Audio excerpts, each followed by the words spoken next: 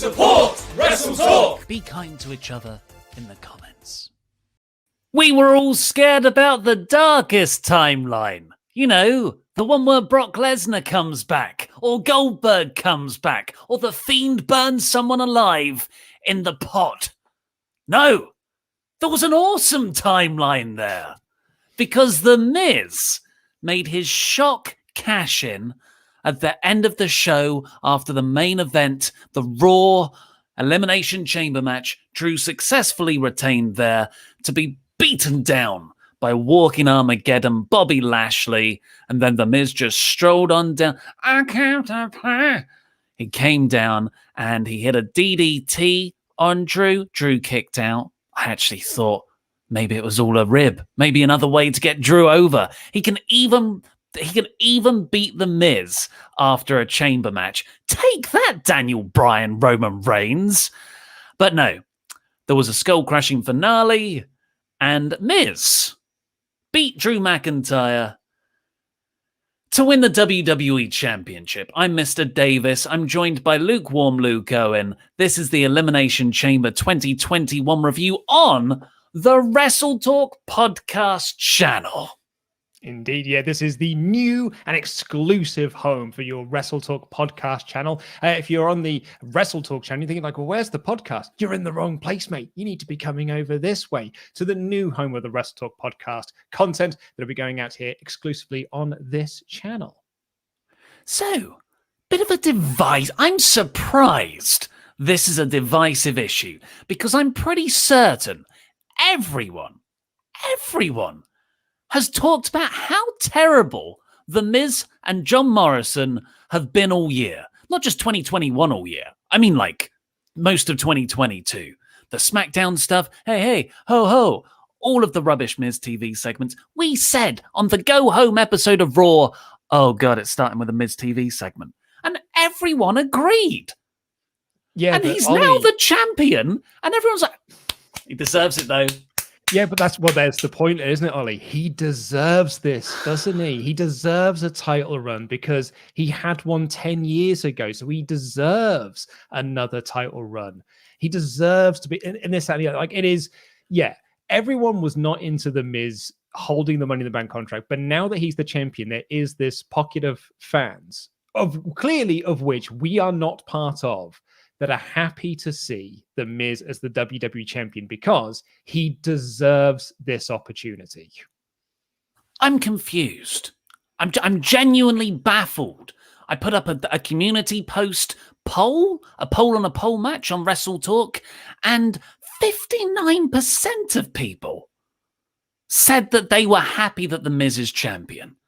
Which, that's loads. It is. I got a tweet from someone yesterday when I put up a post. Like, so I've got my theory as to why The Miz won the title, and like I'll go through like my predictions for tonight's Raw and going into Mania, this and the other. I'll go through that in a second. But like I put up this tweet with these kind of thoughts, and someone messaged me back, legit, with no hint of irony, said Drew was getting stale. We needed something new like The Miz, who did this 10 years ago. And that, I think, is my biggest issue I've got with The Miz. And like, I know a lot of people are people coming into this, and I know this because people send me messages. I can't wait to hear you rant about this. I can't rant about Miz as WWE champion because I'm not mad. I'm just like not bothered. And I'm kind of like frustrated. And I think that's worse. I'm disappointed. And I think ultimately that is worse. And it is that WWE cannot move or grow. Vince McMahon is in a position now where he needs comfort and he needs reliability. He needs something that he knows he doesn't have to question. If he sends Miz out for a segment, he knows exactly what he's going to get out of that segment. If he tries someone new, like you could have done this storyline with a brand new character, someone who was young, fresh, and different, and it actually would have worked so much better. But The Miz is reliable in this position. Vince McMahon can send The Miz out there for a segment and know exactly what he's going to get. He doesn't need to micromanage it. He doesn't need to rewrite a segment. He knows that The Miz will go out there and hit every single thing that he needs to do. That's comfort. That's comforting. The Miz is a lovely, warm, woolly jumper. And that's what Vince McMahon needs at the moment. Nothing new. This is something that, and The Miz is the same character he was 10 years ago because he doesn't grow. He doesn't change. Nothing changes in this company. It's the same company for the last 15 years. Jeff Hardy versus Randy Orton had a match for the WWE Championship at the Royal Rumble in 2008. They were part of the main event of this show for the WWE Championship in 2021 because the company doesn't grow. The company doesn't move. No new stars are here. No new stars are created because we've got our comfort zone. And our comfort zone is The Miz as the WWE champion. But what you're forgetting is that he can hold the title upside down. And I'll tell you why that's great. Because his name begins with the letter M. And the WWE logo inverted is the letter M. So, I don't think he is the most transitional champs, right? Like, I would put, perhaps this is a Louis Dangorism. I would put money on, good money. Good money. I would put good money on the fact that he's not the champion by the end of Raw tonight.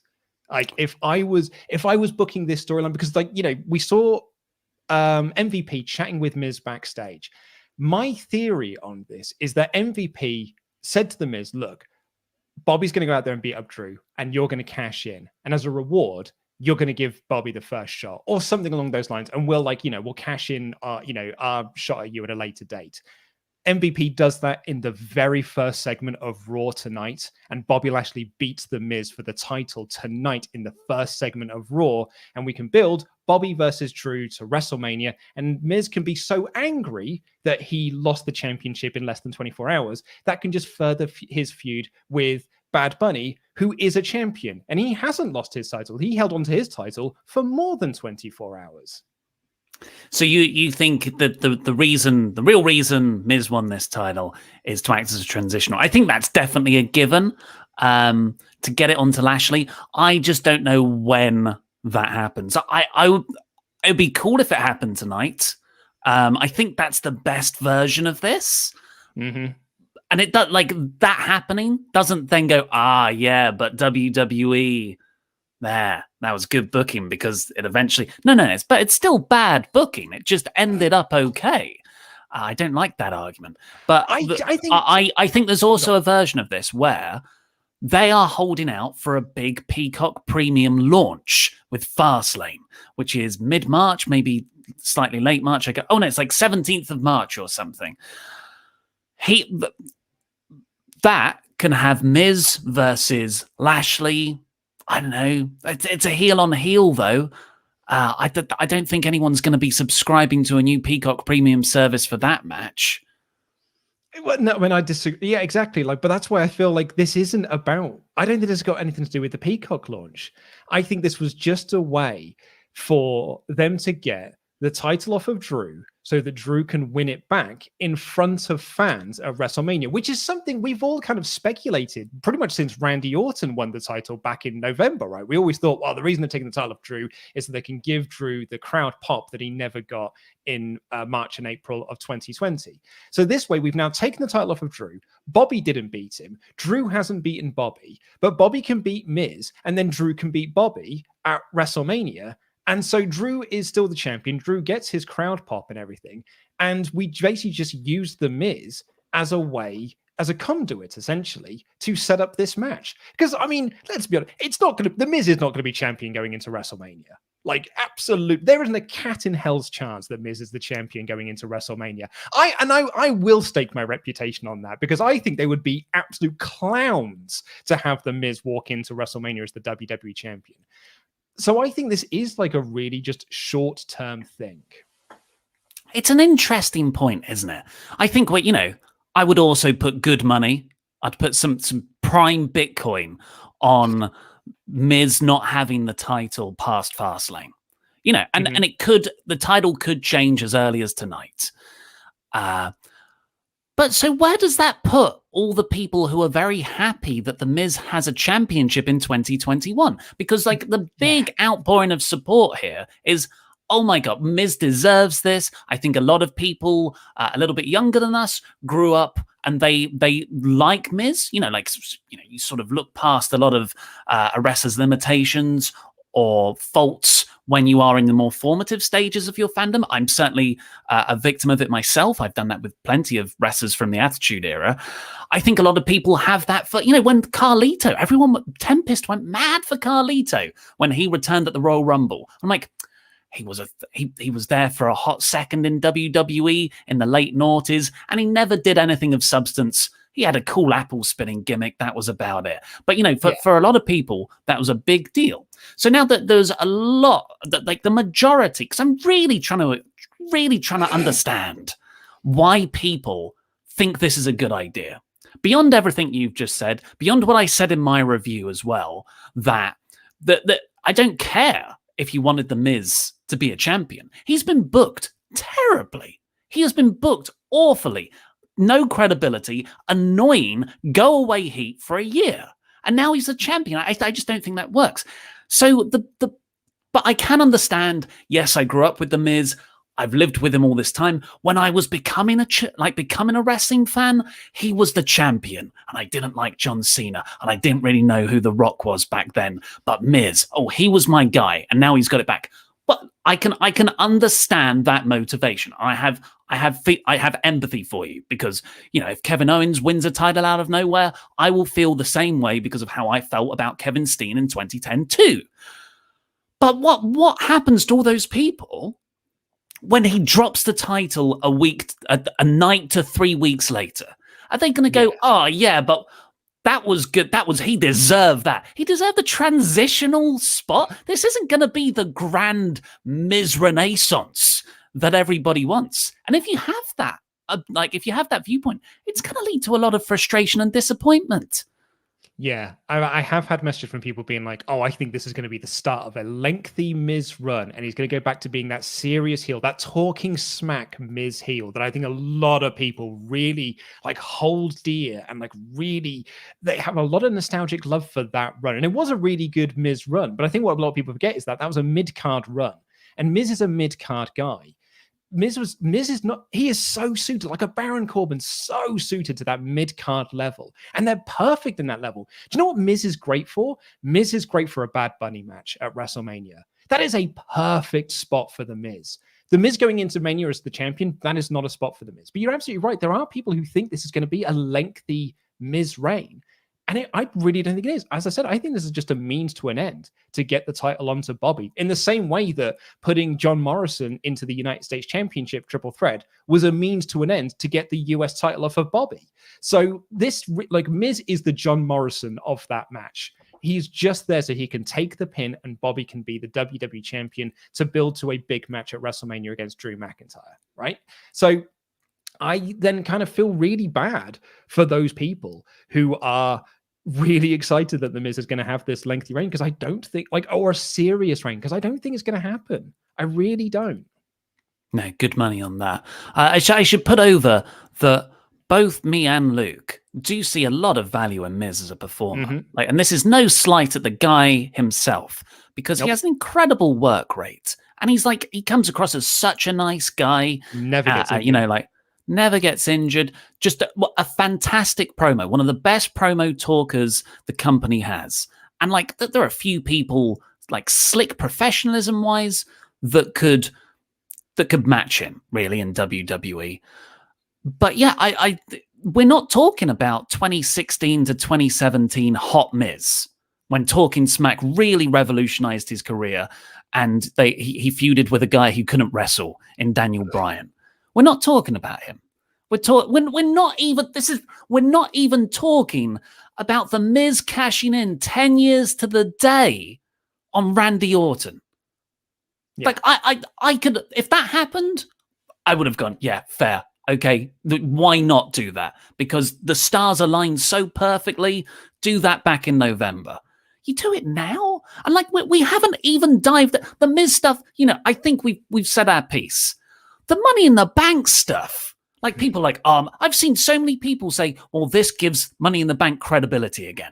It's nice to say, yeah, no, not my words. It's nice to see a successful cash-in for once. I'm like, but he failed to cash it in already. Otis lost it to him. the Money in the Bank this has been one of the worst years for Money in the Bank briefcase bookings. Yeah, it really has. And actually, like to put a pin on the Miz booking side of things, because I think it is very worth pointing, like very, very much pointing out that one of WWE's worst traits, I would say, is that when they give someone the Money in the Bank briefcase, they just beat them like a drum, just absolutely just beat them like black and blue and just keep pinning them, because their thought process is, well, they're just going to win the title and then everyone will forget that. And actually, to kind of like WWE's enormous credit, that is what happens, because everyone is really excited about Miz. No one is looking at the fact that, do you know what? The Miz has won 3 singles matches since January 2020. 3 singles matches in over a year, and he's the WWE champion. How on earth can you take that seriously as a main event player?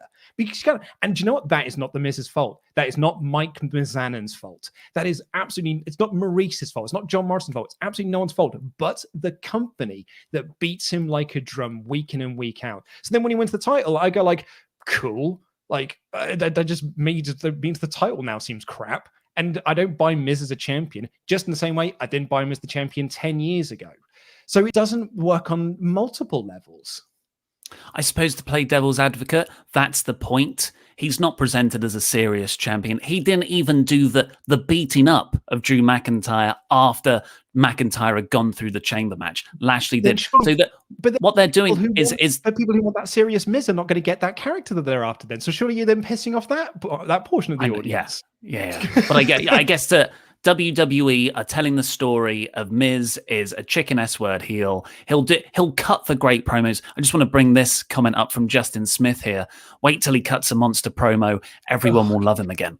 And I've watched the promo that he cut on WWE.com after the match. He is incredible. He is such a gifted talker. And, there was a little bit in me that was like, it is good to see like this kind of psychotic, serious Miz back. But as soon as the bell rings, all of that's going to dissipate. Well, we've lived through this already. We've lived through the Miz top title run. It doesn't work.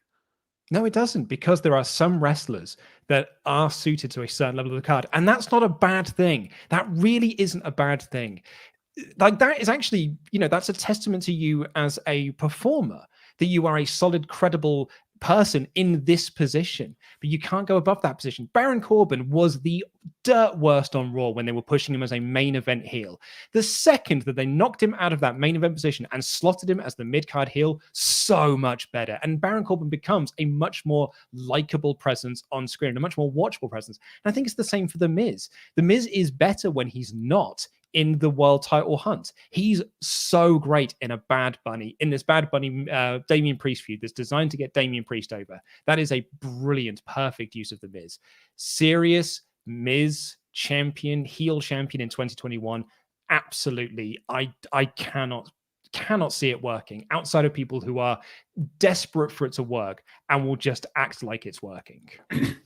Well, let's see what people think. There are a lot of ultra chats, and we really haven't. We've spoken about the cliffhanger ending angle. I think we'll spend the bulk of the show on that. So please be patient, folks. Also, this is the WrestleTalk Podcast channel. There's 2,200 of you watching right now. If you haven't already, because this isn't the WrestleTalk channel where the WrestleTalk news is, we've now moved everything, shuffled around. So WrestleTalk podcasts like this one are only going to be on the WrestleTalk Podcast channel. Raw tomorrow is here. AEW on Thursday is here. No longer on the WrestleTalk channel. So please subscribe and enable notifications. Leave a comment down below. Share this around. Let other people know. Do our grassroots promotion job for us. Because you're just a hater, Ollie. So I think we need to just post up on Twitter how much you're just a hater. And a hater's going to hate. And also getting your ultra chats to wrestletalk.com/support. We'll read out every single one of them before the end of the show. I am very curious to jump into these. So RP Dignan says, so I'm happy because The Miz has always been my guy, but I do confess I was more interested in the Drew Sheamus story. This kind of throws a wrench in it. Would have also preferred Miz Edge over Edge Roman. Feel like they have more to work with than just spears. Oh, I'm way less into Miz Edge for the title. I'm actually quite into Edge Roman. I think that's going to be a really fun match. Although, I mean, are we sure it's happening, Ollie? Because it was quite subtle in the way that they were acting in the ring when they were, when he speared him. Just to preempt people's claims of hypocrisy, a lot of people are going to be like, oh, you like Edge versus Roman? Edge is a guy who's been around forever. Or, I was rooting for Sheamus to win in the Chamber. I thought that was a good blood feud he had with Drew there. Sheamus is a guy who's been around, it feels just as long as Miz, just in that sort of perennial mid-card spot as well. The difference there is that they have at least been built up over the last 6 months. Yes. And have been treated like main eventers. Yeah, like the Edge character that we've got here, this old man Logan Edge, is very different to the Edge that we had when he retired. It's the same with Sheamus. Sheamus is a completely different character now, whereas The Miz is the exact character he was in 2005. And here we are, like many, many years later, and he's just the same thing. Stephen Guzman, I'm to confess my wrestling sins. I'm glad Miz won it. I've been bored with Drew as champion. I love him, but WWE made him very vanilla to me with his good guy persona. I'd rather Miz win than Lashley win it and dominate for a long time as champ. Yeah, I have seen a lot of people say that they were bored of Drew as champion, which I'm sort of half surprised by, but also half not, because Drew was so dominating, and I feel like you and I've been doing this podcast for nearly 5 years now. We have seen that when people are in a very dominating position, wrestling fans do get tired of it quite quickly. I was into McIntyre. I thought he was a very well-booked babyface champion. Stephen Guzman again. Sorry, I want to explain more before I get roasted. Drew McIntyre is amazing, and I love when he was the Scottish psychopath, but the respectful nice guy route WWE went with him just made him feel uninteresting. I want him to be a champ, but not like how he has been. That's an interesting point. I think that's a fair point, yeah. Zach Robinson. Nothing against Miz personally, but I'm sad him as champ comes at the cost of Drew's run. Imagine if he hadn't also lost to Randy and had just one super lengthy reign from WrestleMania. It would have given both Drew and the title much more prestige and meaning. I completely agree. Lewis Bazinski. I believe Lashley will beat The Miz on Raw, and they will build to Lashley versus Lee. Keith Lee at Mania. Hence the reason Lee was pulled due to, quote, injury. It was a legit injury, Lewis. Undisclosed injury. All accounts are that this is not a work. Also, a big shout out to WrestleTalk's Retribution, who I done a quiz with last night, including German Dan. It was so much fun. That's awesome. That's great. Brad Gibbs. Sorry, but just because you guys don't like Miz as champion doesn't mean it's bad. He's long overdue this. All Money in the Bank holders lose on TV. That's how they book them. He's a good wrestler, amazing promo, can do comedy, and can be serious too. Why not give things a chance before being so negative and reactionary in your reviews? Just wish you guys would stop pushing these weird agendas against certain wrestlers like Miz and Corbin, acting as if they're bad just because you don't personally enjoy them. I think we kind of established this in the review, but we have never labeled it against them as the performers. It's the company's presentation of them as characters that is the problem. And also, Brad, like, if I think it's bad, that doesn't mean that you're wrong. Like, it doesn't mean that I think you're wrong either. That's just what different opinions are. Yeah, and also, like Luke said, that he's been booked terribly. He's been booked terribly in the 6 months. I don't know how more clear that. I don't know why that isn't clearer to people. Why that? Well, it's such an obvious reason to dislike this. I know, but as he says there, it's just what they do, so it's fine, I guess. I don't agree with that personally. Cypher H. I actually wanted Miz to have a second world title reign back in 2016-17 when he was on top of his game, but not now. I don't like most of his segments. He is a hard worker, but needs to be built better. I agree. My thoughts exactly. Leon Quashi, that look of real shock, anger, and resignation from all of you when Miz cashed in. Use it as a reaction image gif. Whenever there's an overlooked talent on a run or buzz at the end next NXT call-up, remember that moment. Never get too high with the WWE. Michael Riviera. Hello, lads. I've been surprised how much people have been into Miz as champ because he, quotes, deserves it. When has that been the criteria to be champion? It's all about been a draw, not deserving. Yeah. Being a draw, not deserving. Being a draw. Keep up the good work, lads. Yeah, I totally agree as well. Like this, I mean, there are very rare examples, like legends where, they've been, I don't know, there are definite exceptions where it's like you do that. Christopher Daniels at the Ring of Honor 10th anniversary show, I think he'd earned that. Like that was a beauty, and that was like a nice bit of fan service. I don't think this can be used as fan service. No, I don't think so too. Matthew Makovsky. So here's what I think. Like Mr. Davis said, Drew can win it back in front of fans. Miz versus Lashley and Drew versus Sheamus at Fastlane. Lashley wins title. Drew versus Lashley at Mania for the title. Drew gets title. Unfortunately, part is short Lashley reign. Yeah, and I think, Lashley being built so strong is almost like, it's the classic Vince booking of you book your heel champ to be your heel to be very, very strong so your babyface can then overcome them on a big stage. And I think that's where we're going with Lashley here. So yeah, he does get a short title reign out of it, but like the end goal here is not to give Lashley a title reign. The end goal is to give Drew a mountain to overcome. My God, I've just skipped ahead. We've got 3 more pages of just Miz chat alone. So what I'll do, I'll read a few more and then we'll do the full play-by-play review and we'll get back into these. Bacon Rasher, hi lads, I'm not angry, just disappointed someone else didn't win Money in the Bank, but this is WWE, and if they do it right, it can be good. Bobby beats Miz, faces Drew at Mania, Drew wins it in front of some fans, Miz is great and I do like him, all aboard the Miz-tourage. P.S. on my Ultra chat, I meant other than Otis, as they had no idea what to do after that, apart from safe option Mr. WWE himself, The Miz. Bobby versus Drew for the title, I'm in. Miz is a great heel, and hope he now gets better stories. Jam that jam, hashtag Mistourage.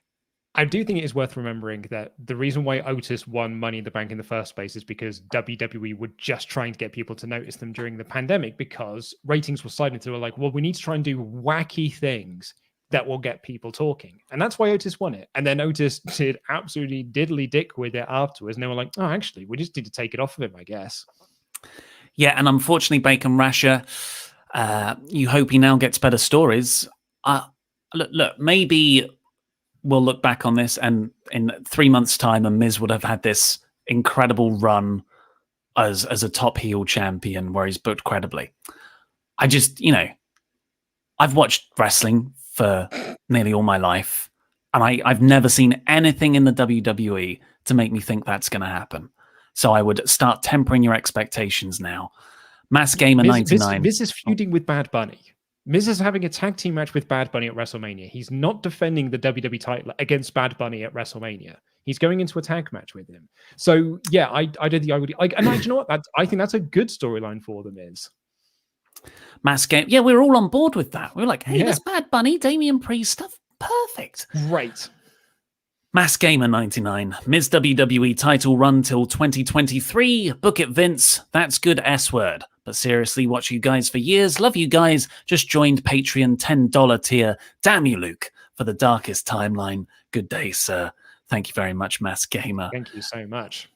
And finally, for now, but we'll do all of them after the main review, the Jam One Ryan B. Jam. I personally don't understand the logic of putting the title on The Miz. If this is to piss off the fans, then congrats, you've done it. If this is some convoluted way to give us Bobby versus Drew, then just give us that without The Miz. Yeah, well, as I said, like I'm pretty certain this was done because they wanted to get the title off of Drew so he could win it back at WrestleMania, and this is a way around it. Like The Miz is the third wheel in this storyline, and he's the unimportant wheel, I think. But I'll be very interested to see like Raw tonight and see if I'm wrong on this and where we are actually going. I mean, for all my like sort of belly aching and stuff of being like, do you know what, I really don't want to watch Raw tonight because I really don't in a way. I'm interested to see what happens, but I don't want to watch the show. I am still kind of like intrigued to see what's coming up the back of it. SmackDown. I want to watch SmackDown. Oh God, what a great show. Yeah.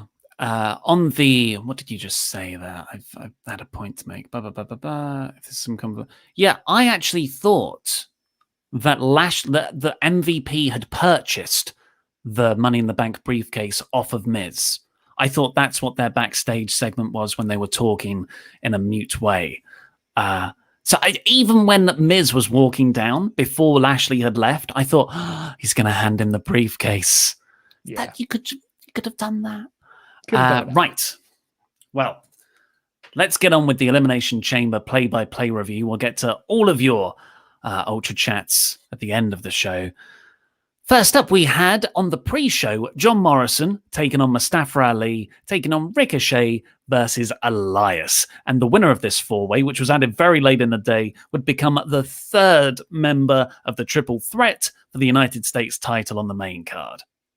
Yeah, so I think like once they sort of announced that there was going to be it was going to remain a three-way. I think a lot of us went like, oh yeah, Bobby's not walking out of this the United States champion. Then like I think that it's quite clear that they're putting someone in there who can take the pin so they can get the belt off of Bobby and put it onto Riddle. Like I had Bobby down as my prediction in Wrestle League up until 2 minutes before the show started, and I changed it to Riddle right at the last minute to get because I was like, surely that's got to be the way we're going now. So the reports are both PW Insider and Fightful Select have confirmed it. Keith Lee is injured. He's not on the show. He was at Monday's Raw apparently backstage, but couldn't work. He wasn't backstage at Elimination Chamber at all. So hopefully he gets well soon. We love Keith Lee. I think he probably would have won the United States title out of this on this night, which is such a shame.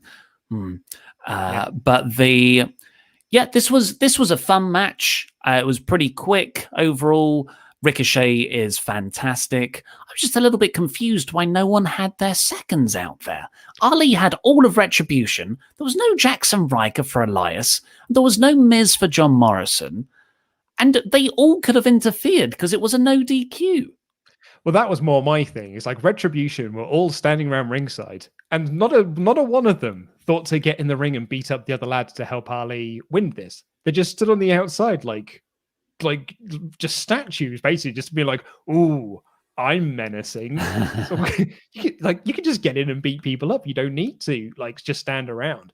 They did get involved in the end to take a Ricochet, but it sort of backfired. Retribution are a joke. What else is new?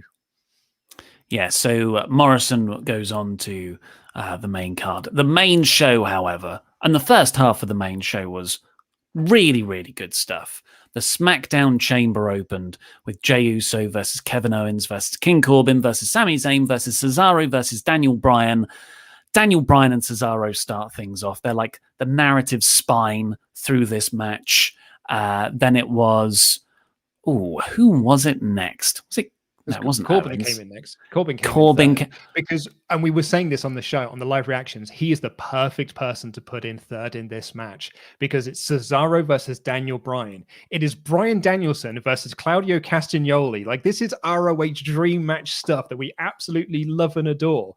The best person to bring in there is the WWE guy Baron Corbin to slow the pace down. It's beautiful. What a perfect inclusion into this match. Absolutely spot on, and I loved his performance in this.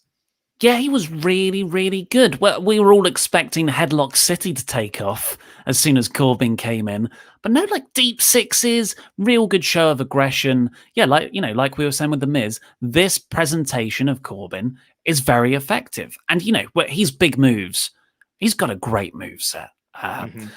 And yeah, he's the perfect WWE foil to all our indie favorites. It was a very smart way to book both kayfabe wrestling action while also working on the actual sort of underlying feelings of us marks.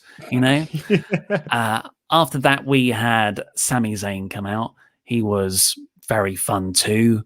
My notes are all over the place here. Then it was Kevin Owens in all of this.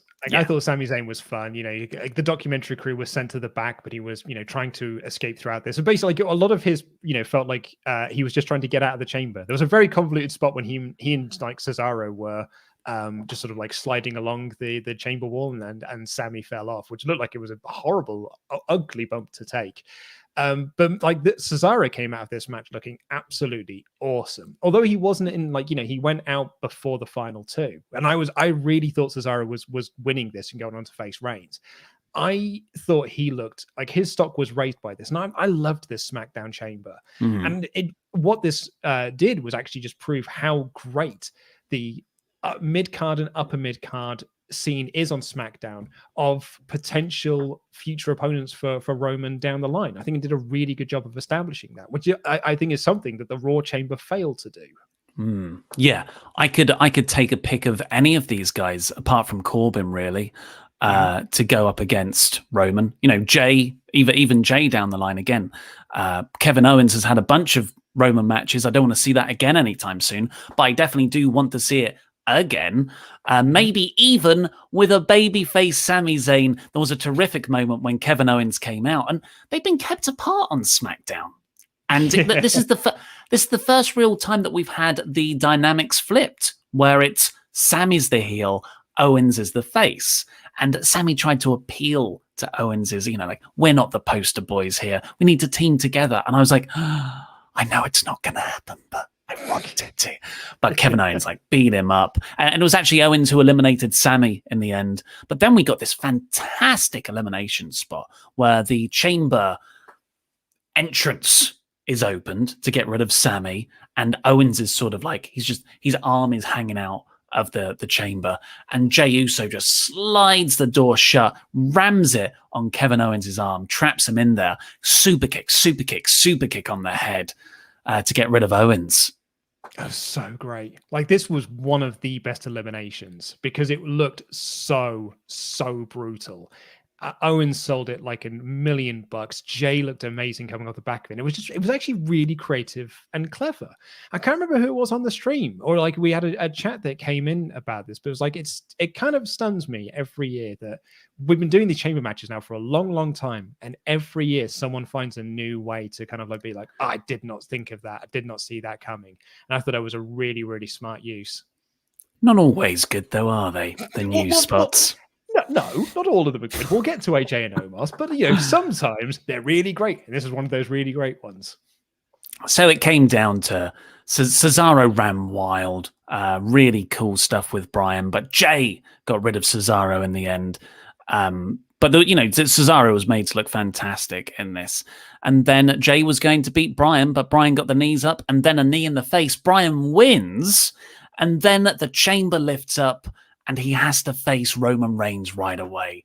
And this was also just booked to perfection. Reigns takes ages to get in the ring, setting up for a spear. We're all like, I know what's happening. Spear, running knee counter, bit of a back and forth. Roman wins. But it was a spear into the yes lock, which looked so cool. And then you've got this really tense moment, not a pin, which is over very quickly, but Roman struggling in this yes lock. Roman's selling here was so good because all that composure went away, and he was immediately that panicked, scared, egotistical, just heel. And it was lovely to see that exposed. It was so great, but also because he's the fresh man coming into this, and Daniel Bryan's just fought, this 40-minute war inside the chamber. Roman had the strength to power out of this because Bryan was much weaker, having been in the chamber to lock it on fully. So Roman was able to power out of this. So, which doesn't diminish Bryan, but it also really puts over Roman. I thought this was actually, for the 2 minutes that it went, I thought this was absolutely terrific stuff. Really, really loved this. Of course, Roman retained, choked out Bryan in the guillotine. And who should attack but an Edge spear? And then he pointed at the sign, the WrestleMania sign, and then loads of pyro went off. I think he's going for Baszler at NXT, So if you didn't see our live reactions last night, the 5 of us that were in there, 4 of us all were like, oh, cool. So that means that it's Edge versus Roman at WrestleMania. That's pretty concrete. And Louis said, I don't know. I think they're being really subtle about it. I don't think he's fully made a decision yet. Michael Cole's on commentary being like, that's the WrestleMania match. And Louis being like, I don't know. Like, really, I'd put money on that it's not Roman Edge at WrestleMania. He was adamant that it wasn't going to be Roman Edge. He said, I put good money. I'll put good money on it as pyro was going off when Edge pointed to the Mania sign.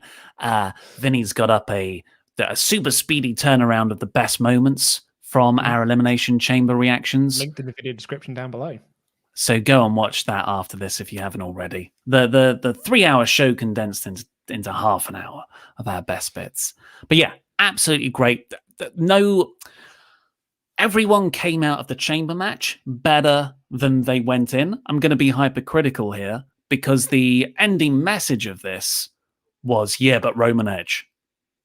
Yeah, oh, totally. Because I know, like, we even thought about this during the stream. They'd be like, oh, you can do Roman Bryan at Fastlane as basically like Roman's setup match for Edge. But like, I suppose the question you asked be like, well, what would be the point? Because I don't think anyone, like, you're spending so much time building Edge versus Roman. There's no point in putting Roman into that sort of match where he's just going to beat Bryan, because Bryan gets nothing out of that and Roman gets nothing out of that. You're better off finding a more creative way to use the Fastlane pay-per-view to promote the match that's happening at WrestleMania, as opposed to just giving Roman a filler feud against Daniel Bryan. Have Edge spear Bryan too. He's the ultimate opportunist. He's like, that both of these, Bryan could become a champion as well. I could be facing him at Mania. But yeah. But overall, just terrific action. Love all the guys in the chamber. I thought they did fantastic work. And the Roman stuff was great too. So good. After that, we got Bad Bunny talking to Sonya Deville backstage. Then Miz comes in and he was like, I wish I was on SNL as the musical act, yada, yada, yada. Bad Bunny slapped him.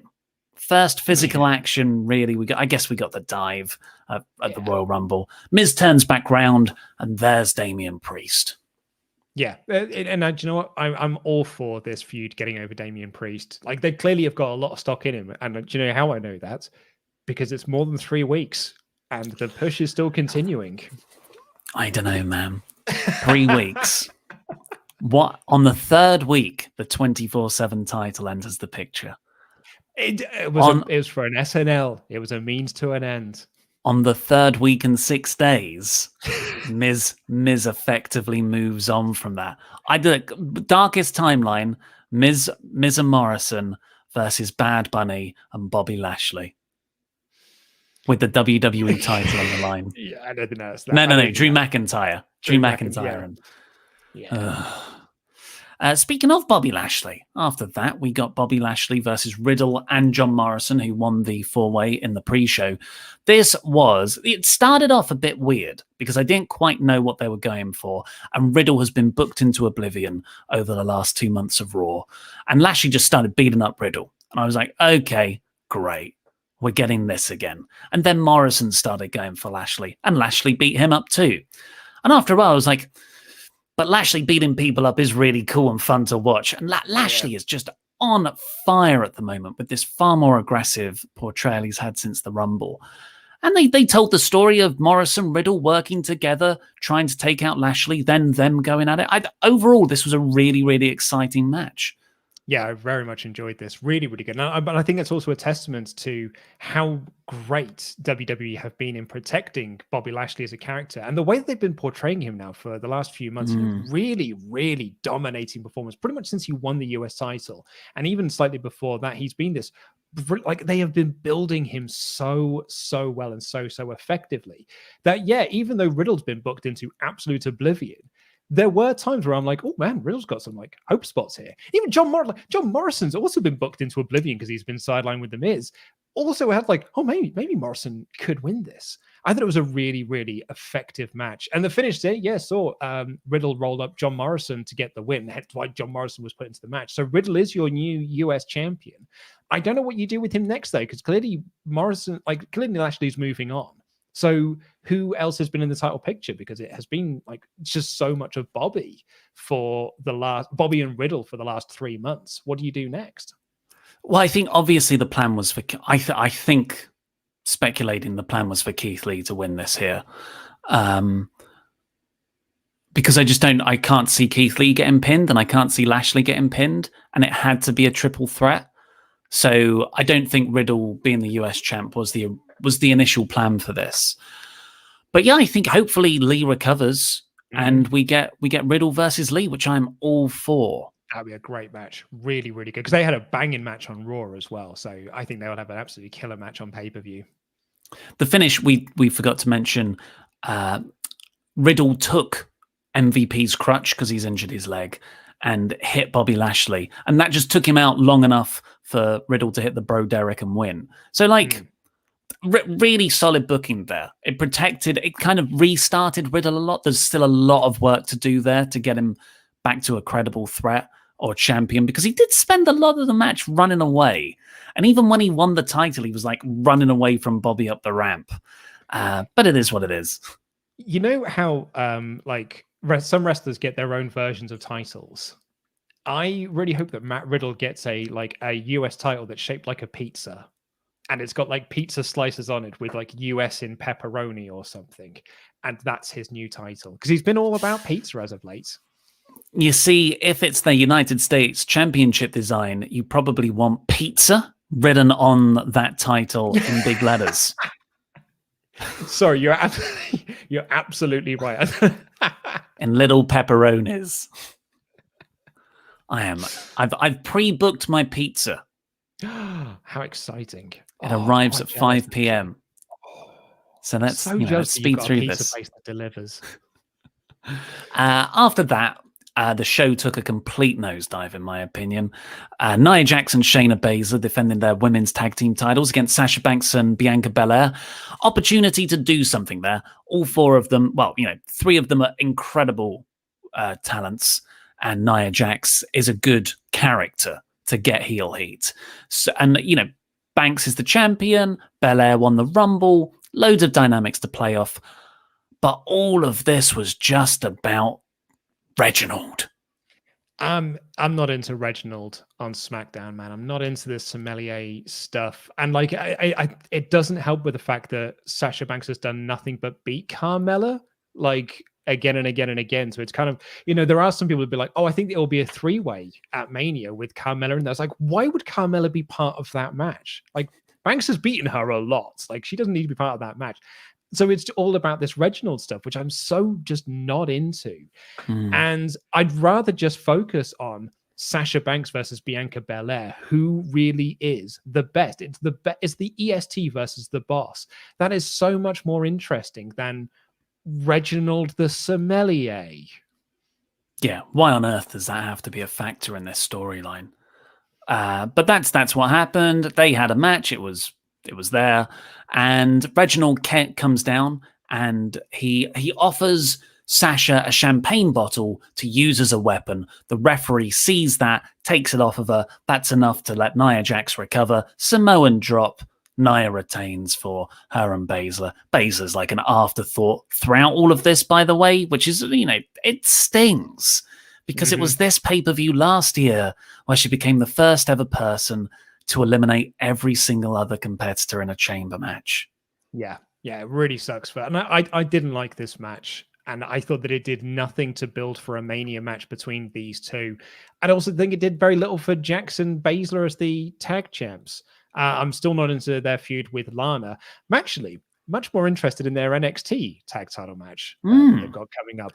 Way more into that. And to be honest, if I'm WWE, taking the belts off them and just putting it onto Dakota Kai and Raquel Gonzalez, just how there was an NXT thing. I love that. I really like that. Yeah. Because then it would stop WWE's main roster just going, but we've broken up all the tag teams. Oh, let's put these two together. You're best friends now. You're best friends now. You're best friends now. And I think Raquel Gonzalez is fantastic. I think she's a real star.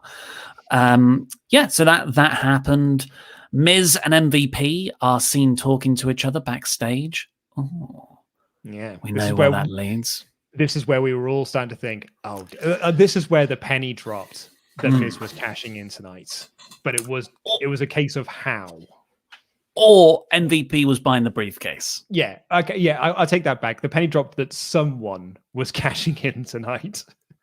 I mean, I'm all for foreshadowing, but do you have this shot if you're doing the show, or do you have a complete briefcase surprise?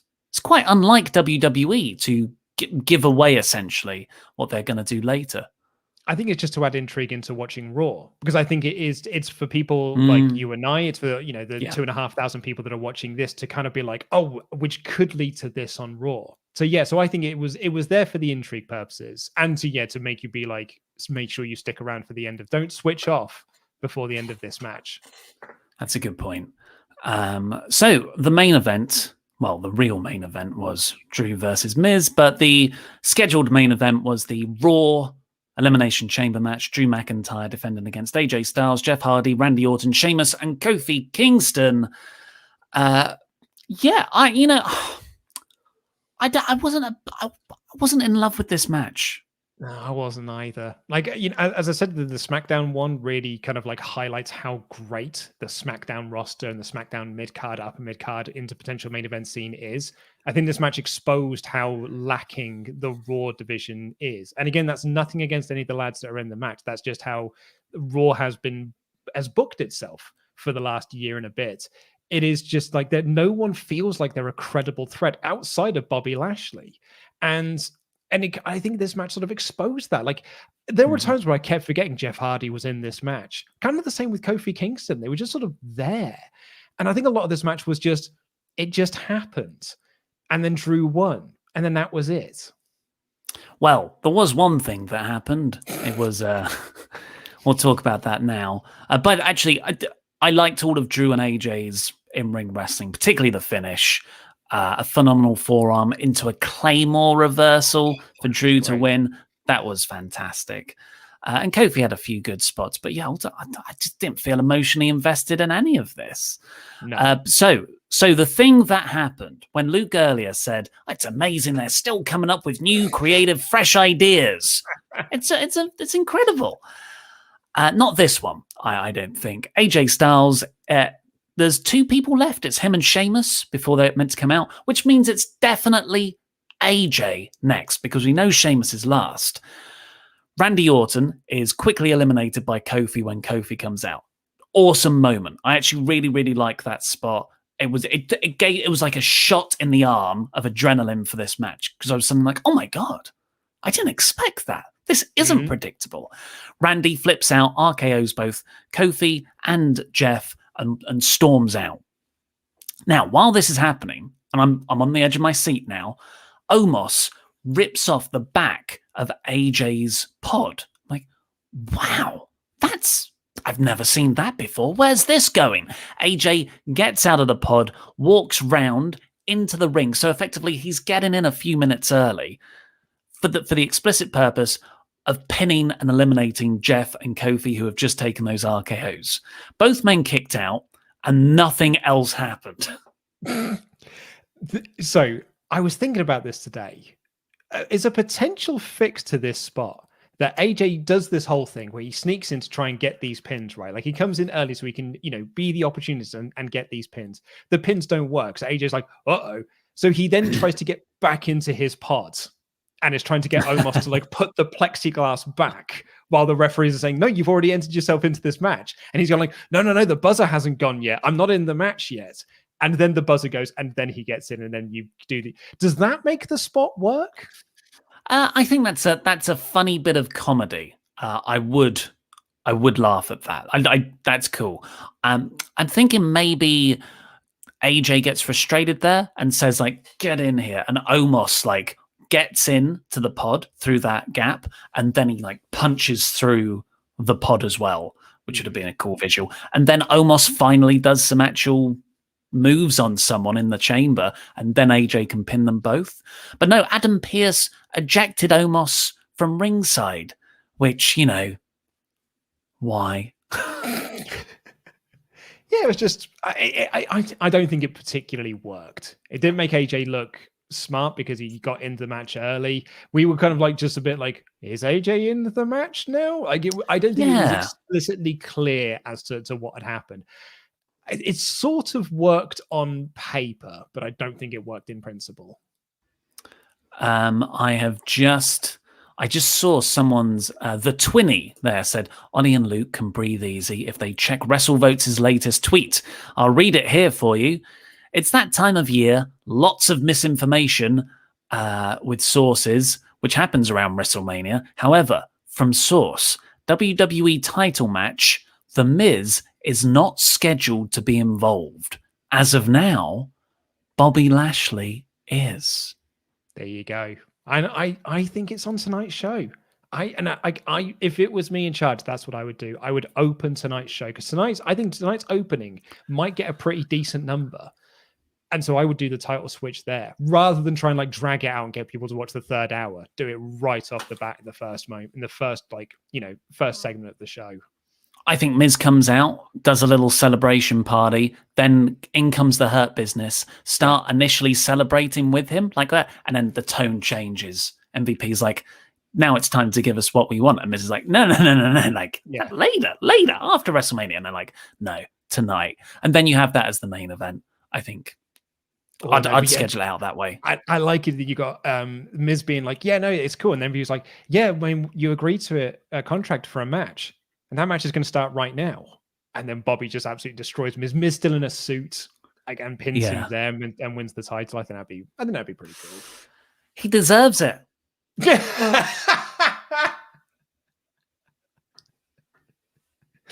does.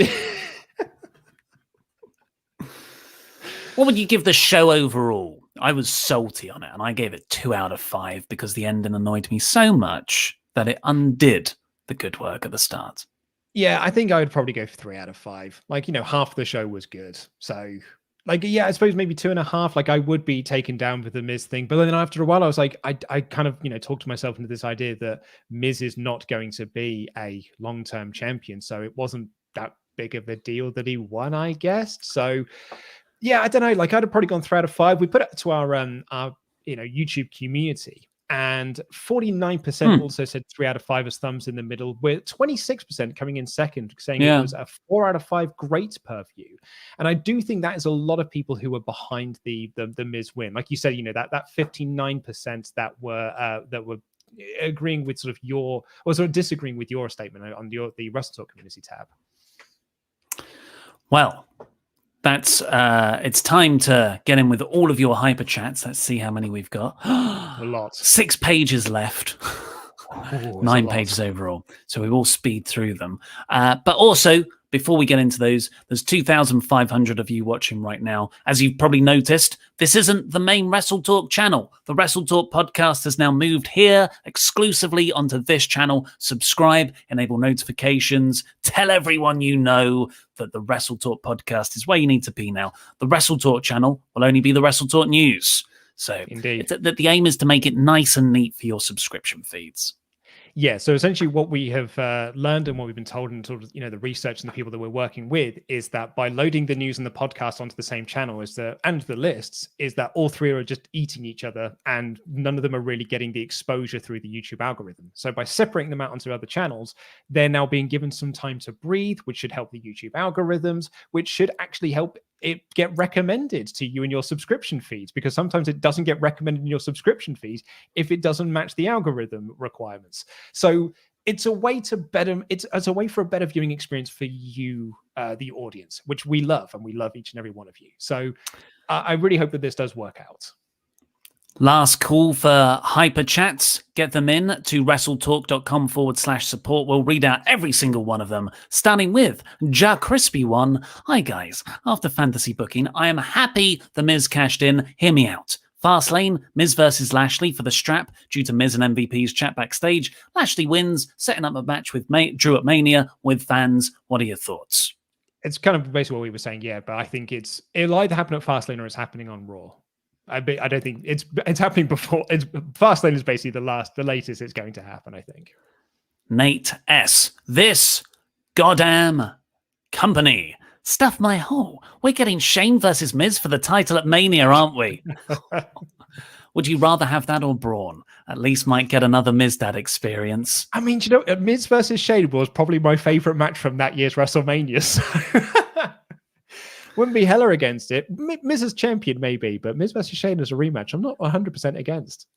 Michael Short. WWE worked me last night. 2 great chamber matches. I forgot he was talking to MVP earlier in the night and generally thought, oh, this is a good feud to get us through Fastlane. I'm not even bothered if Lashley won at Fastlane. Then the Miz's music hit. unhappy face. Stu, better than Goldberg being champion, I suppose. Yeah. Homer Star Fan 13. I thought for sure they would be Homestar Fan 13. I thought for sure they would be building to Drew Sheamus for Mania, as Drew didn't pin Sheamus and Sheamus had him beat before Styles showed up. So I'm very confused as to why it seems they're moving Drew on to fight Lashley or Miz.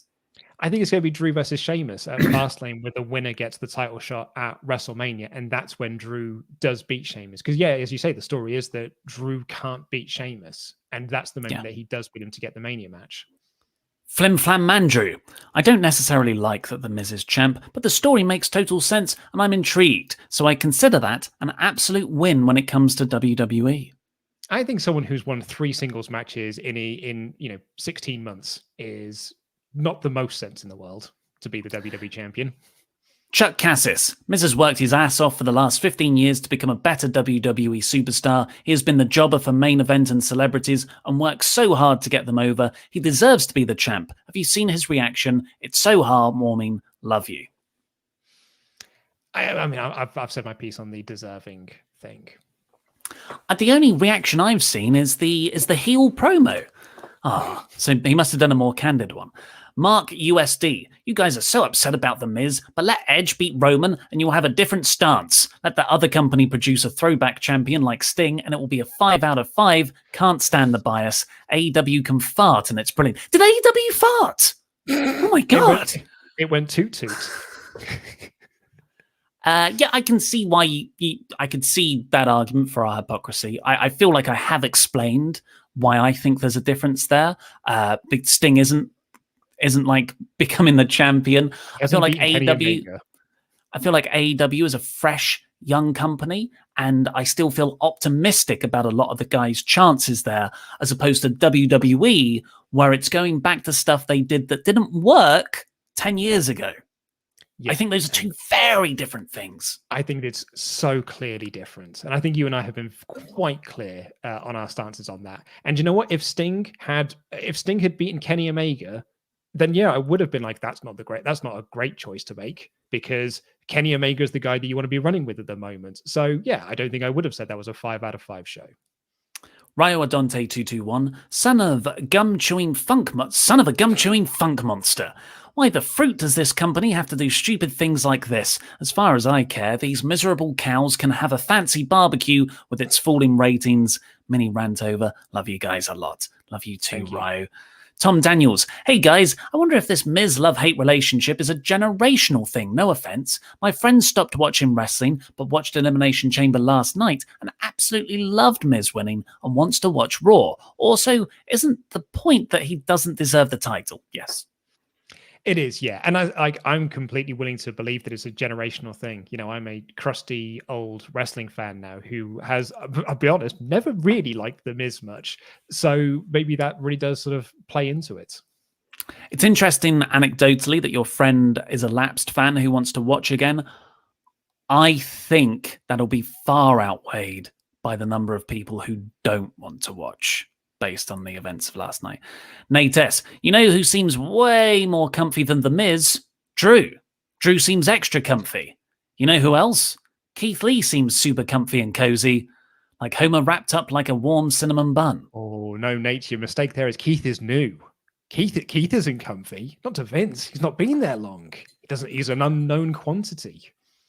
Camel Arif. Miz has been loyal to the company, and I'm happy for him for the win. However, I think it came at the expense of Drew's title run. I fear for Drew's momentum going into WrestleMania. I wouldn't. I still think he's going to be in that main event position. I think he'll be fine. The Jam One Ryan B. Jam. So being a solid guy for over a decade makes you deserve a WWE title run? Well, I guess Sheamus and R-Truth are going to get title runs this year, right? R-Truth's a great example in that. You know, he has been a solid, dependable guy in that company for, 10 plus years. Maybe he should be the WWE champion. He deserves it. Gilbert S. Are you sure Bobby Lashley is intended to beat Miz? Miz is expected to lose. I agree to swerve fans at Fastlane when WWE goes to Peacock. They'll need bigger than Lashley, right? Cena? Bryan? CM Punk? For a big WrestleMania draw to get people on Peacock. But I think they think that Bobby is the big draw because they've been building him to be this dominant heel. So yeah, I mean, I praise WWE for it. I think they've done a great job in presenting Bobby Lashley for the last 6+ months. Our hot tag to you. Dave Donaldson says, Miz problem is he works a WWE safe style, meaning he doesn't get injured often, but in 2021, we want to see the bar being pushed, but he'll never be that wrestler. He can cut a decent promo, but it's few and far between. Hopefully Lashley wins tonight. Michael Gustine says, I like that the Miz won the belt if they book it right. He could get his main event push like Kofi did. Oh, don't hope it's like Kofi's run. That was just got to keep him away from Brock and Goldberg. Yeah, I think a lot of people are going to be disappointed. Mm-hmm. Mr. Tennyson, hi guys, love the show. If Bobby does win the belt tonight from Miz, he should get a proper run with it. His run in TNA shows that he can be the guy. Agreed. Yeah. That's a sad consequence of this because I fully expect Drew to win it at Mania when Lashley, he could be they could actually turn him into a top star. Ethan Adamson Joseph says, Adam said it best, that some people just want to watch the world burn. I think the Joker might have said that. Also, you guys mentioned the Miz hasn't won a match since January 2020. How would you book Miz to be a serious champion? Your eyes, great content as always. I think that's a really tricky thing because there's, 10+ years worth of damage being done to his reputation. Credibility. Yeah. Just make him a bit more psychotic and obsessed with the title. Quit the comedy stuff. Drop the comedy. Quit the comedy stuff. Like the correct stuff, the hey, hey, ho, ho, get rid of all of that stuff. But still, it's a struggle. He's not that kind of wrestler. No, exactly. But that's, as a mid-card US Intercontinental title picture, muy bueno. Absolutely spot on. Kate Loth, first donation. Been watching since it was just Ollie on the channel. Thank you for the content. Started watching wrestling in late 2009 when I was just 7 years old. One of the first champs I saw was The Miz. I think a lot of people who like this booking have nostalgia for that. And you know what? Like, do you think we were kind of the same way when Rock won the title in 2014? Definitely. It was we were like, it sucks that it came at the expense of CM Punk, but kind of in a way, hey, The Rock is the WWE champion, so that's kind of cool, right? Yeah, but the difference there is The Rock created one of the biggest buy rates in company history. Ronan Cahill, all three of Raw's singles champions have been so poorly booked in the last 6 months. How does creative not see that this is poor storytelling? They booked SmackDown as well. Yeah. Bobby's been booked great, I would say. Leon Kwashi, if champions are chosen by those who deserve it, Ishii and Shibata should have been multiple times IWGP champions. Love the Stone Pitbull. That is a really great point. But you know what? Ishii is not, it was never like the right guy at the right time. That is one of the rare, I said there are exceptions. Ishii getting an IWGP heavyweight title run is definitely one of them. He does deserve that. You could tell that over a really long story of the guy that has never been seen as the guy. I think there'd be some interesting stuff in there. Anthony Velasquez. I hated seeing Miz win the title, but I know that he won't hold it for long and he will drop it to Lashley. Then I think we're going to get Lesnar versus Lashley at Mania. That was one of the things that Lashley himself said got him to re-sign with WWE and come back. He was promised a match against Lesnar.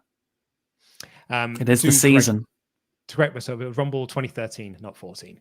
Fran Chili, I laughed my ass off when Miz won the belt. As a proud AEW mark, it makes me glad that I stopped watching WWE since last year's WrestleMania. Still watch all of your reviews and your podcast. Jam that jam. Thank you very much. Flying Master 001. Don't see how Miz is WWE Champion in 2021 is worse than Edge wins the Royal Rumble in 2021. At least Miz has been full-time company guy for the last 10 years. He earned this opportunity in my eyes. I think Flying Master, you should probably respond to some of the people in my Is Edge Actually Good video who took me to task for even questioning this idea of Edge winning the Royal Rumble, if that's a good thing. I've seen that argument. I think it's a good argument. It's one I don't agree with ultimately, though, because I think Edge is a main eventer. Yeah. James Handley, you ever watch that South Park episode with the manatees collecting random spheres to create Family Guy jokes? That's how Miz winning makes sense, but replace the manatees with a septuagenarian and the jokes with dead-eyed swerve ideas. Or dead end swerve ideas. Flying Master is back again. Still do not see how. Oh, it's the same message we had previous. John McNeil. This pay-per-view is the living embodiment of different different means it's actually good. The Miz hasn't had a memorable storyline in 5 years, hasn't won a singles title in 3 years. He deserves nothing. He needs to be more interesting. Miz is stale, not different. I think I know what you mean. Flying Master claiming there are no new stars. Drew is already a star and it doesn't hurt him, in my opinion. I struggle to see how Miz winning shows they're stale and doesn't change. It seems like this is leading to Drew versus Lashley. Oh, totally. That's 100% where they're going. My point when I was talking about Miz being the comfy jumper, it wasn't a case of that the story is bad. It's just that you could have done this with a new character, and I think it would have been so much more effective. But they chose the Miz because the Miz is a warm, comfy jumper that they can rely on. Zachary Gigery, maybe? I don't like Miz as champion, but if they're building up a good world title storyline going into Mania for Drew or even Keith Lee, I'll be okay with it. I'll give them until Mania. Keep up the great work. Jam that jam. Zachary, you'll be back, mate. James Hanley. To anyone who believes the Miz is going to have a long reign, I applaud your optimism and your fandom in regards to the Miz, but I'd also like to sell you things. Like I have a rock here that keeps tigers away for $1,000 if you're interested. That sounds like good money. Trey XXXX Miz won and I loved it. Bring the chaos to WrestleMania. That is optimism. Feels like Miz beat the piss out of your dog with how angry you were last night. Plus, Ollie, how many wins did you have before you became the champion? None, because I'm the inaugural champion. Ronnie, does Miz winning the title kind of prove Ryback correct about the title just being a prop now? There's a storyline reason for it to be shifted around like this. But yeah, WWE. Yeah. Oh, no, you were going to make a better point than me. I was going to say, I think Drew has actually made that title feel fairly prestigious. Aside from the Randy slip-up, I feel like the title has actually meant quite a bit more than it has in previous years. Robert Phillips said, I hated Miz as Mr. Money in the Bank, was no threat whatsoever, but as the bell rang, I actually began to roll my eyes expecting a worn-out surprise Claymore. Do I like Miz as champion just for the surprise of it? I like how Lashley has been presented in it all, so who knows? And Devante Lee, Cena versus Miz 2 at WrestleMania. Just don't fully run into the darkest timeline. Oh, that is a dark timeline. That's one of the worst WrestleMania main events. That's how you get The Rock back for next year. Oh, he becomes the special guest host this year for Miz Cena. Thrice in a lifetime. No. Oh, no, but this is where you're wrong. It's not Rock anymore. It's Bad Bunny. Bad Bunny is the host of WrestleMania. It fills in for the Rock role, and you get Bad Bunny versus Cena once in a lifetime at WrestleMania next year. Well, it sounded like that was the end of the Hyperchats. We've still got 3 pages left. They're just not on Miz anymore. So Leon Quashy, that tag team match, good lord, that was bad. Real odd booking. Was Shayna really taking the heat for a Nia hot tag? And all of Reginald. Nia really showed her capabilities in that match too. Both women's champion not having the best booking. Nuh-uh. Yeah, it sucked for Asuka. Apparently, like the Asuka Lacey Evans match was being emphasized about 2 hours before the show started on various WWE social medias as still happening. Zachary Gigory, what was the point of the chamber matches this year if both chamber match winners get beaten after their chamber matches? WWE has very little direction anymore. WWE title, kinda. Raw women's title, all the tag titles, and we barely got a US title match. I disagree with you on the US title. I would disagree as well because I really like that. But also like the idea of the Roman match, like that sort of served its purpose, I think. Do you want me to do this while you're taking a drink? No, James E. thought both chamber matches were really good. Out of curiosity, what would you guys have as the best chamber match in history? I'd say the first one for me. Yeah, we had this on the Friday magazine show with Denise Salcedo, and I could not think of an answer. Thankfully, Adam's got a list, so I would go and check out that list because he's got 10 of the buggers. Also, hashtag jam that jam, hashtag yes please, hashtag no Mr. X-Pac. The Mr. Iconic. Is there any logical reason that Sammy's camera crew was banned from ringside, but Omos wasn't? Especially considering Omos is the one that always interferes, and Sammy's camera guys never have. I don't know why, but that inconsistency bothers me so much. Well, you see, Mr. Iconic, it's because Omos is so big. He's so threatening that you can't stop him from being at ringside. Copyright claims, too.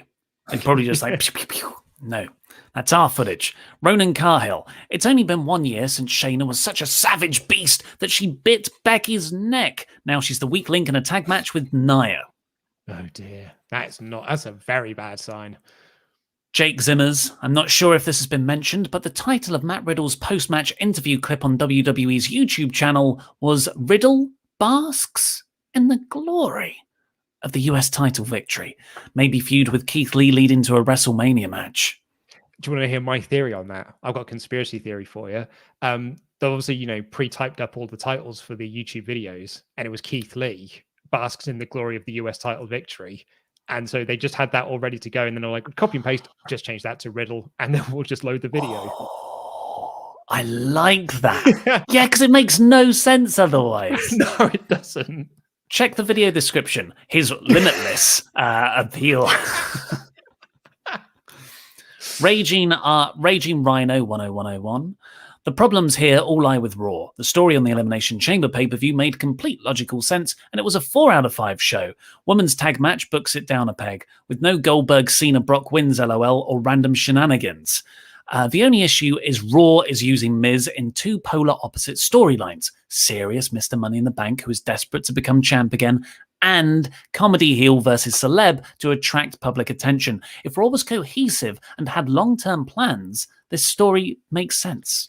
That's a very good point, actually. Yeah, because when you said this on Raw reviews, there was the moments when he's cut these really serious promos and everyone's got like, oh, wow, that was a really cool, serious promo. Then he goes backstage with Adam Pearce and he's like, here's some comedy now. Put John Morrison into the title match because he's a former ECW champion.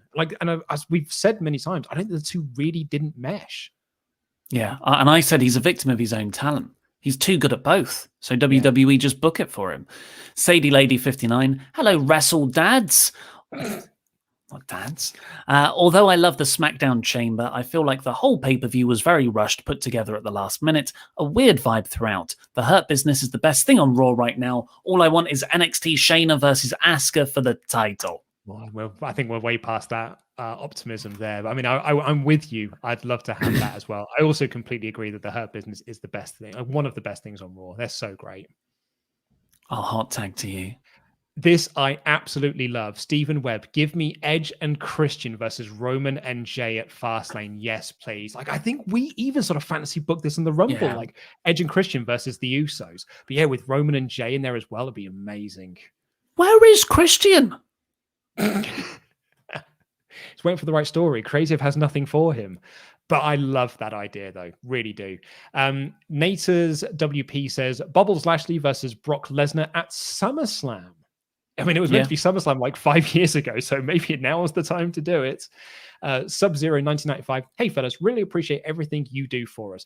My prediction is that Bubbles will win the title, Drew wins it back at Mania, then Big Boy Bobs wins the Money in the Bank and cashes in, setting up the almighty Bobby Lashley versus the Beast Brock Lesnar at WrestleMania next year. Oh, I mean, that's long-term booking. I doubt WWE have thought that far ahead. I don't like the idea of Bobby winning the Money in the Bank either, because it feels like he kind of did that via proxy. Cypher H, your channel is mostly how I keep up with WWE nowadays, so thank you very much. Love all the way from South Africa. Nailed that accent.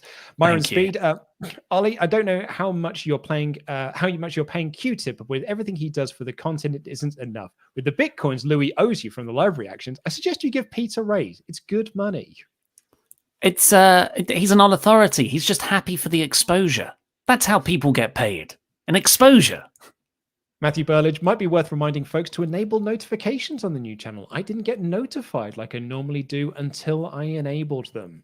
That's a great PSA there from Matthew Burlage. Do enable notifications. Rohan Lipman, you guys really need to get a presenter who's more of a casual fan, or at least play devil's advocate a little bit more. I'm losing my mind listening to this. That's why we have the ultra chats to sort of talk this out back and forth. I text my casual. I'll get it up. I was curious about this. I was curious what a casual fan thought.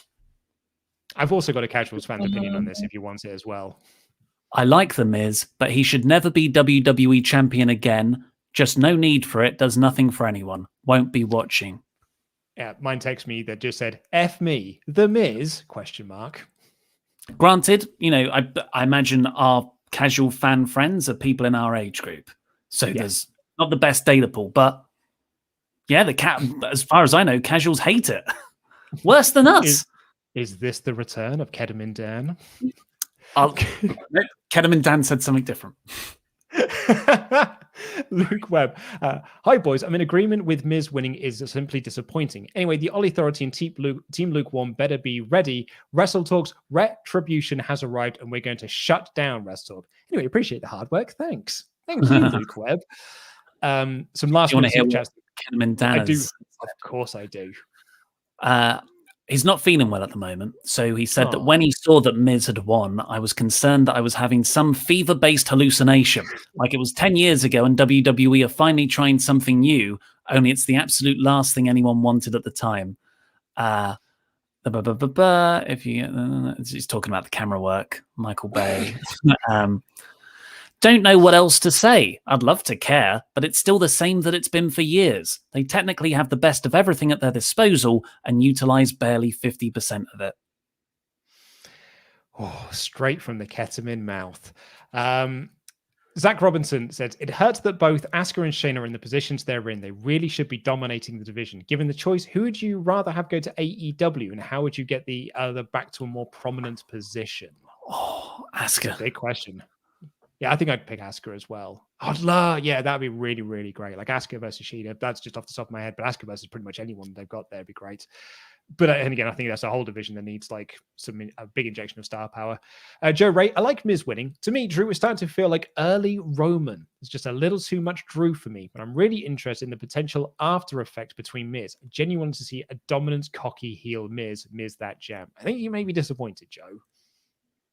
I feel a bit sad that people were down on Drew. I thought he was a solid champion. So did I. Issa Smith, well, I've calmed down a little bit more last night from Miz winning, but what did WWE do with the Women's Tag Team Championships? They're so useless, literally just being used as props for SmackDown and Raw Women's title scenes. No credible tag teams either. Great question. I think our answer was put them on Raquel Gonzalez and Dakota Kai. And lastly, Peter Hamley, imagine Kenny Omega being your competitor's world champion, and you reply with The Miz. It's a marathon, guys. And like as we said, I don't think Miz is the end goal here. The end goal is Drew versus Bobby at WrestleMania. It's a transitional thing. I think Sean put it brilliantly on Twitter where he said he's a banana peel champion, and that's what he is. He's just, and I still think in my heart of hearts he loses the belt tonight. Well, we'll see. Subscribe to the WrestleTalk podcast channel right here. You might not be subscribed to it. You might have just seen this video pop up. You're like, oh, it's a WrestleTalk video. I'll watch that. Boom. This isn't the main WrestleTalk channel, so make sure you subscribe, enable notifications, because me and Luke will be back same time tomorrow live to discuss tonight's episode of Raw, and there's undoubtedly going to be some shenanigans involved. But for now, 100%. I've been Mr. Davis. This has been Lukewarm Luke Owen. Thank you ever so much for joining us all. I know it's a divisive topic, but, differences of opinion are what makes the world go round if we respect each other. Jam that jam. Jam that jam.